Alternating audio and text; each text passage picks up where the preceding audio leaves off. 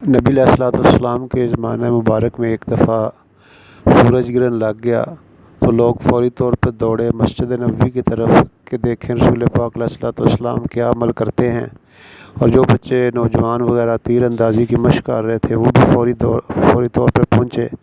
نبی علیہ الصلوۃ والسلام نے صلاۃ الکسوف کی نماز پڑھی، اور آپ نے اتنی لمبی نماز پڑھی کہ لوگ غش کھا کر گرنے لگے، اور آپ نماز کے بعد دعا مانگ رہے تھے کہ یا اللہ، آپ نے تو وعدہ کیا ہوا ہے کہ میرے ہوتے ہوئے ان پہ عذاب نہیں بھیجیں گے، اور جب تک یہ لوگ استغفار کرتے رہیں گے آپ ان پر پھر بھی عذاب نہیں بھیجیں گے۔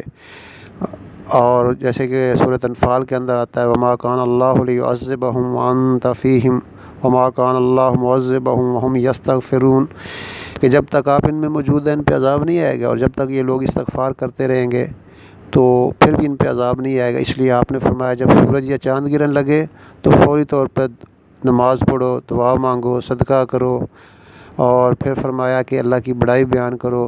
اور اس لیے اس موقع پہ ہمیں یہی کرنا چاہیے۔ میں بیت اللہ میں تھا 2015 میں، رات کے تقریباً 1 بجے کے لگ بھگ طواف ہو رہا تھا تو چاند گرہن لگ گیا۔ فوری طور پر امام کعبہ تشریف لائے اور نماز کی نیت باندھ کر نماز پڑھنے لگے۔ سارا مجمع بھی ان کے ساتھ نماز پڑھ رہا تھا۔ نماز میں وہ رو رہے تھے، دعائیں مانگ رہے تھے، وہی دعائیں جو رسول پاک علیہ الصلوۃ والسلام نے اس موقع پہ مانگی تھی۔ تقریباً 40 منٹ تک انہوں نے 2 رکعت صلاۃ الکسوف پڑھی۔ تو ہم بھی اس موقع پہ یہی عمل کریں۔ اور پھر یہ ایک حدیث میں آتا ہے کہ سورج اور چاند گرہن جو ہے نا، یہ بعض لوگ یہ کہتے ہیں کہ یہ اس کی وجہ سے یہ کسی کے مرنے کی وجہ سے گناتے ہیں، تو آپ نے فرمایا سورج اور چاند اللہ کی نشانیوں میں سے ایک نشانی ہے، اور یہ کسی کے مرنے کی وجہ سے نہیں گناتے، بلکہ اس لیے ہوتے ہیں کہ لوگ اللہ کی ذات سے ڈریں۔ تو اس لیے، اور بعض دفعہ یہ بھی ایک خام خیالی ہے کہ جو بچے اس دن پیدا ہوتے ہیں ان پہ کوئی اثرات ہوتے ہیں، ایسی کوئی بات نہیں ہے۔